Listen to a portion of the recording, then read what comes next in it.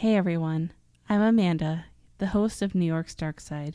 I'm still out on the road, and today I have another road trip edition episode for you. Today's episode is another true crime story. It's one of Arizona's most high-profile homicides that potentially has connections to a Buffalo, New York corporation. This is the story of the 1976 homicide of Arizona Republic journalist Don Bolles.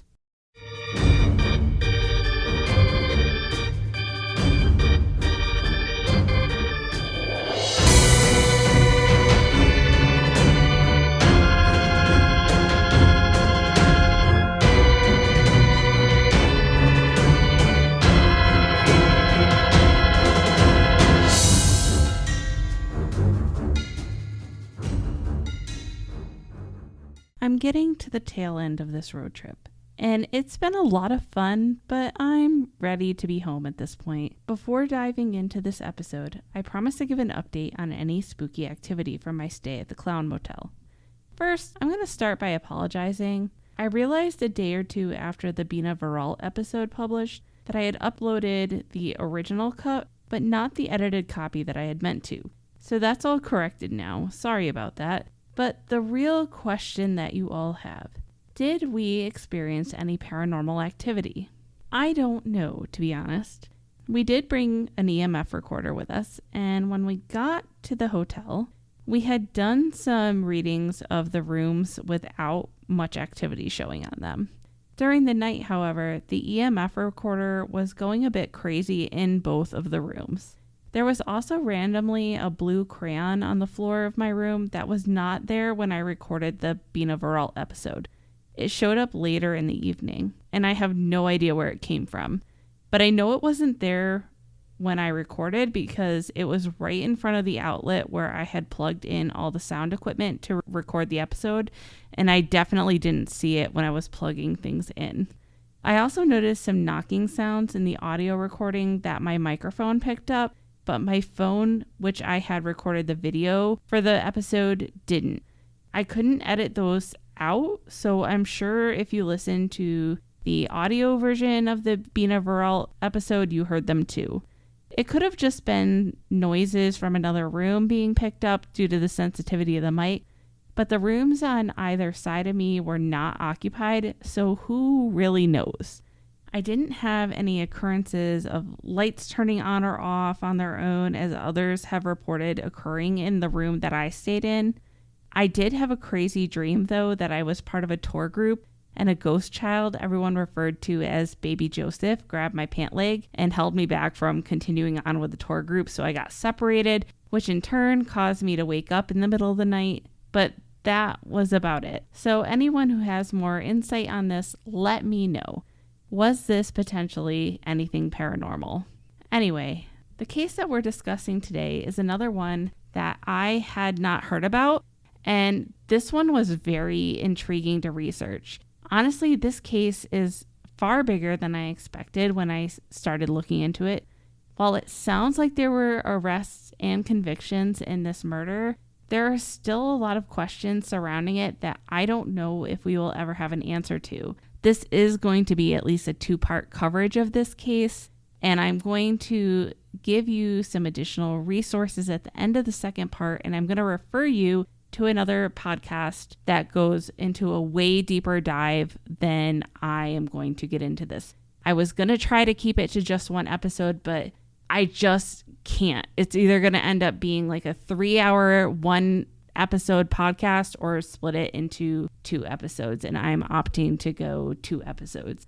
So let's go ahead and get started. Donald Fifield Bolles was raised in Teaneck, New Jersey, where he graduated from Teaneck High School in 1946. He had the dream of following in the footsteps of his father and grandfather. His grandfather was Stephen Bolles, a politician, newspaper editor, and congressman from Wisconsin who was reportedly with President William McKinley when McKinley was shot twice in the abdomen by anarchist Leon Czolgosz in the Pan American Exposition in Buffalo, New York on September 5th, 1901. McKinley would succumb to his injuries on September 14th. Don Bolles' father was the chief of the Associated Press Bureau in New Jersey. Don would study at Beloit College, where he would graduate with a degree in government in 1950. While at Beloit, he was the editor of the college newspaper and won the President's Award for Personal Achievement. After college, he served in the Army, where he was stationed in Korea and assigned to an anti-aircraft unit. In 1953, he started working at the Associated Press, where he would work as a sports editor and rewrite man in New York, New Jersey, and Kentucky. He wanted to expose corruption and would travel all around the United States, at times undercover, to track down wrongdoers, including the Mafia, state water commissioners, and state tax commissioners, his brother Richard would state in a 2016 interview with Tatiana Hensley in Arizona Central. Don started working for the Arizona Republic newspaper in 1962, where he continued his investigative journalism. He gained a reputation for his reports on influence peddling, bribery, and land fraud. Don had married twice.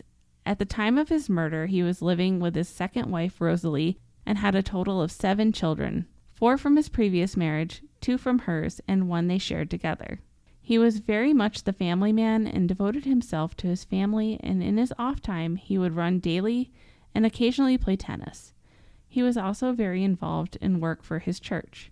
At work at the Arizona Republic, Bolles took great pride in the accuracy of his reporting. He placed that as his highest value in his work.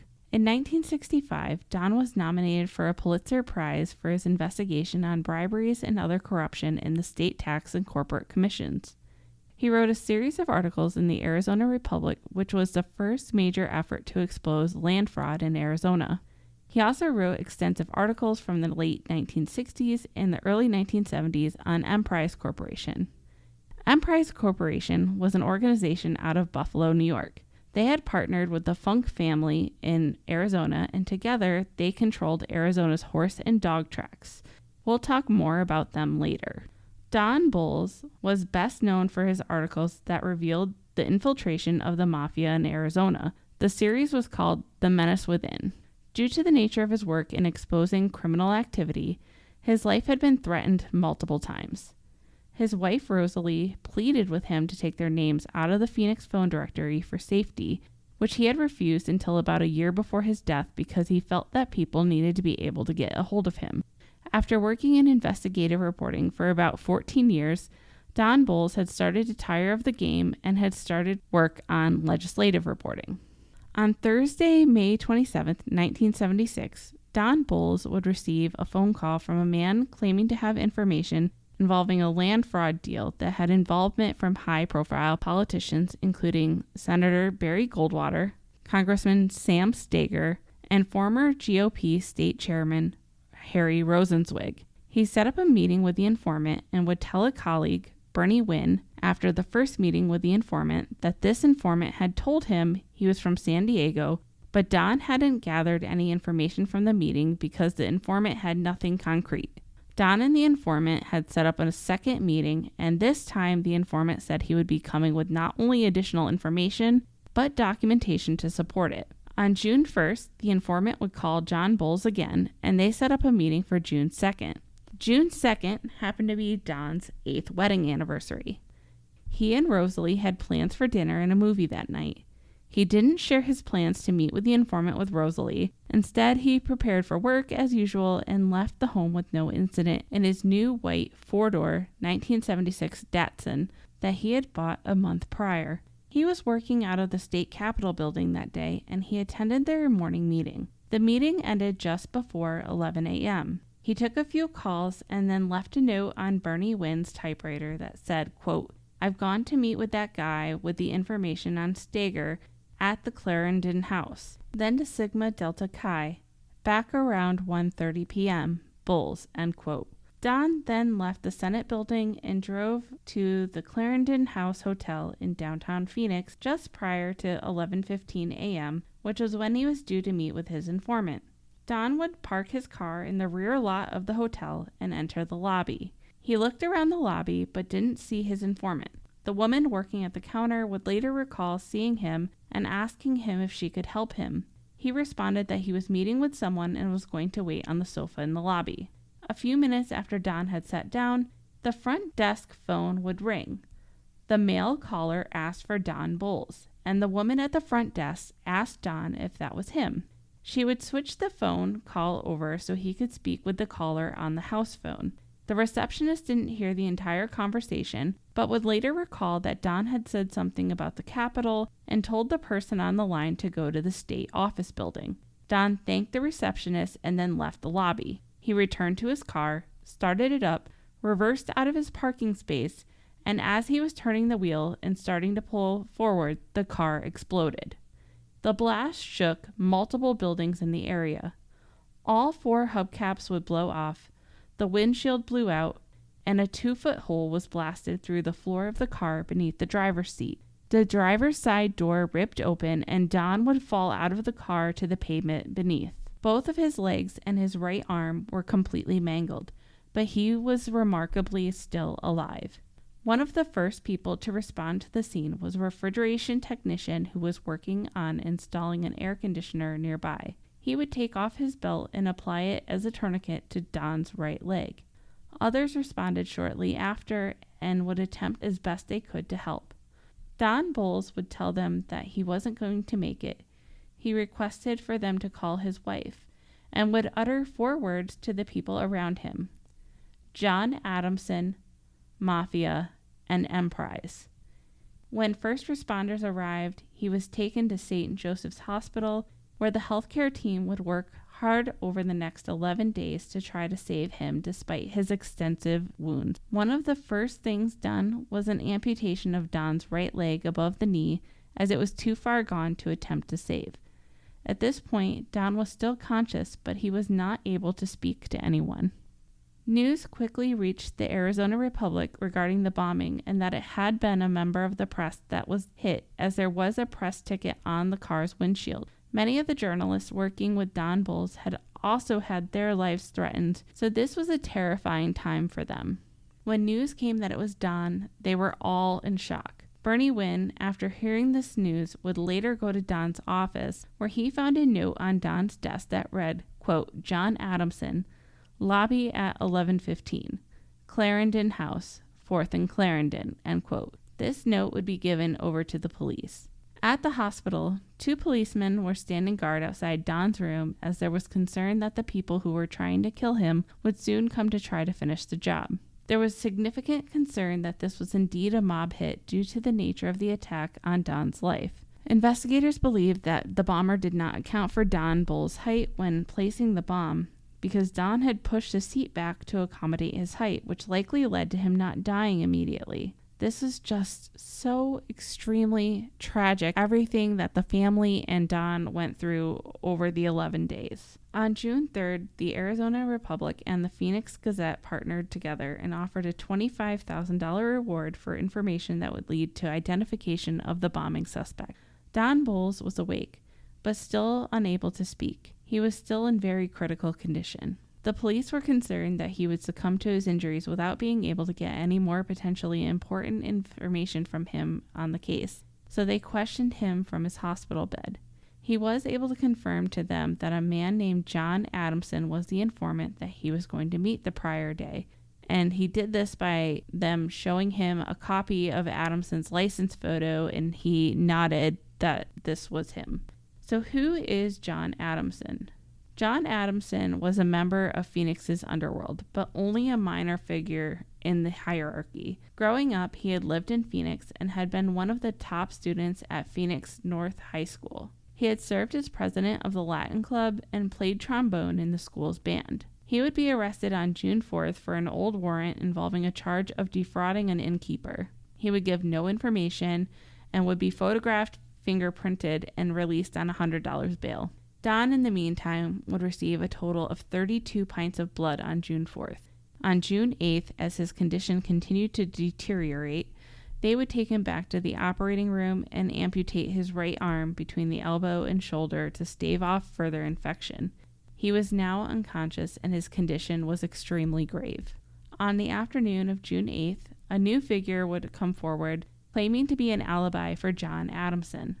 This was a well-known attorney in the Phoenix area named Neil Roberts. Roberts would claim that Adamson was at his office 15 minutes before the explosion and couldn't have had anything to do with it, and he remembered the time well because his secretary had to call the operator for the time since her watch had stopped, and the time she called the operator was 11:18 a.m., which I'm completely lost without my watch, but like, really? The office didn't have any clocks and no one else had a watch? Roberts would then claim that he and another man named Henry Landry would then go to the airport to send one of their greyhounds that they mutually owned to a track out of state. The police, of course, checked into this, and the receipt that they recovered from the airport to send the dog had the time logged as 11:10 when the dog was dropped off, which would have meant that they had to have left from Neil Roberts' office at 10:45. This completely ruins the alibi. Roberts, however, isn't done and claims that the airport actually made a clerical error and he was the one that was correct. On June 5th, authorities would obtain a search warrant and search John Adams' apartment. At this time, they found magnets, firecrackers, electrical wire, tape, and a booklet entitled The Anarchist Cookbook. On June 10th, Don Bolles would be taken to the operating room again, and this time his left leg would be amputated. He was spiking fevers at this time and had developed pneumonia. He would lose his fight on June 13th. 2 hours after Don Bolles died, Adamson was arrested and charged with murder. On June 21st, the preliminary hearing for Adamson was held in Maricopa County's Superior Court to determine whether Adamson should be brought to trial. There would be 2 big witnesses that would help seal this decision. One was Robert Latier, who had owned greyhounds with Adamson. Latier had a criminal background, having been convicted in the past of grand larceny and burglary in Minnesota previously. He would testify on the witness stand that on Friday, May 28th, he had been in the car with Adamson when they drove to the Arizona Republic parking lot to look for Don Bolles' car. Adamson had even spoken with the security guard to get access, telling him that he was dropping off something for Don so-and-so, and that Don was expecting this delivery. Adamson would tell Latier that he had a job to do and that he was going to blow up the car because, quote, some people didn't like this guy, end quote. They couldn't find the car in the Arizona Republic parking lot, so instead they drove to a Datsun dealership where Adamson would look beneath the hood and inspect the undercarriage of the same model of car that Don Bolles had bought. Latier claimed that Adamson had asked him if he was interested in helping by tailing Bolles for a while so that he could get an insight into Don Bolles' habits, offering him 10% of the tape, but Latier declined. Adamson told Latier that he had been offered $10,000 and had another job lined up for another $25,000 if things went well with this one. The other big witness in Adamson's case was Gail Owens, Adamson's, quote, common law wife, end quote. She would say that she had spent time with Adamson between April 20th and April 29th at the King's Inn Motel in San Diego. While there, they had gone to a hobby shop. Adamson told her that he wanted to buy a gift for a friend. She didn't see what he bought while at the shop, but she opened the box when they got back to the motel room, and in the box there was a remote control device. At some point during this trip, Adamson told Owens that he had a job to do where he was going to make a lot of money, and if the job went well, he had 2 more jobs already lined up. On June 2nd, Adamson would contact Owens and told her that something had happened and he would not be able to see her for a while, but she didn't ask him to elaborate on that.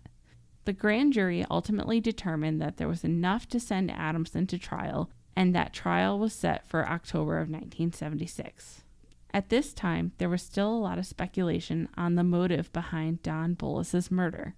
I mentioned earlier that Bolles had written at length regarding the Emprise Corporation.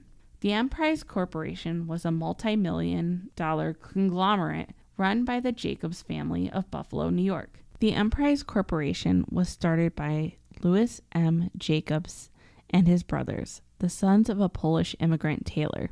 When Louis Jacobs died in 1968, his son, Jeremy Jacobs, took over as president of the company. It was believed that the Emprise Corporation had long and intricate ties with the Mafia, including Mo Dalitz of Las Vegas, Anthony Zerilli of Detroit, and Raymond Patriarca of Providence. Emprise, along with the Phoenix-based Funk's Family Greyhound Racing Circuit, owned all 6 Arizona Greyhound tracks at the time of Bolles' death. Bolles had been investigating a possible Mafia silent partnership in operation of the dog tracks in Arizona. During this period, the FBI was investigating the Emprise Corporation as well. In 1972, the Emprise Corporation would be convicted of conspiring to conceal ownership of a Las Vegas hotel, the Frontier Hotel and Casino. A jury in Los Angeles would connect the Emprise Corporation when mobsters used $712,489 of Emprise's funds to buy the property. After this conviction, Jeremy Jacobs would completely restructure the company. It's important to note that investigators would not find any connection to Emprise Corporation relating to Don Bolles' murder. The reason that they came up in the investigation was because Don had stated the organization's name to the people that first responded to the bombing. The year following Don Bolles' death, Jerry Jacobs would seek a federal pardon for the conviction of conspiracy, claiming that through the restructuring, it no longer had ties with organized crime. In July of 1976, the Phoenix police would release a deposition from attorney Neil Roberts that had taken place in June. In this deposition, Roberts would present a theory that Max Dunlap, a wealthy contractor who at the time was 47, and another man named Kemper Marley, a 70-year-old extremely wealthy landowner and Arizona's largest wholesale liquor dealer who had raised Max Dunlap since he was 12, as the masterminds behind Don Bolles' murder. Neil Roberts knew Max Dunlap well. Dunlap was president of Roberts' graduating class at North Phoenix High School. He was also close friends with John Adamson and had admitted to declining an offer from Adamson to help him defraud Bank Americard of $500,000. So how do these two fit into the picture, and how are they connected to Don Bolles? Well, Don Bolles had been writing articles on Kemper Marley as well. Marley had been a large contributor to the Democratic candidate for governor, Raul Castro. Marley had been appointed by the governor to a select position on the state racing commission. However, Bolles' articles are credited with forcing him to resign from that position 7 days after he took it. He had reminded everyone that while Kemper Marley was serving as Arizona Highway Commissioner, he was charged with grand theft in the 1940s, a charge he was later acquitted of, but not a good look. It should be noted that those investigators had offered Neil Roberts limited immunity for information on what he knew, and he was offered that because he had arranged for John Adamson to go hide out at a friend's motel in Lake Havasu and had him flown out there immediately following the bombing. Adamson had been called back to Phoenix very quickly, however, by his business associates. Adamson would later exclude Neil Roberts from being involved in his testimony at trial. What we do know from testimony is this. On June 3rd, the day after the bombing, Roberts and Dunlap met at Durante Restaurant and discussed their mutual friend John Adamson's legal trouble. They also discussed how they could raise $25,000 for his defense. Their testimony would differ. Roberts would say that Dunlap offered to raise the money. Dunlap would say Roberts asked him if he would conceal the source of the money. We do know that on June 10th, Max Dunlap would claim that this money was delivered to his house by a stranger who would ask that Dunlap exchange the $100 bills for smaller bills and deliver it as a favor for Neil Roberts. The total was approximately $6,000. John Adamson was offered a plea deal for his testimony against Max Dunlap and another man named James Albert Robeson. Adamson would testify against both Dunlap and Robeson at trials, stating that Dunlap had hired him to kill 3 men, Don Bolles, Al Lizanet, and Bruce Babbitt, who was the Attorney General at the time. The reason Dunlap reportedly gave Adamson was that the men were troublesome to Kemper Marley. Don Bolles was selected to be the first victim. Adamson would testify that Robeson had agreed to assist him with the murder and had been the one to detonate the bomb with a remote control device after Adamson had placed the bomb under Bolles' car.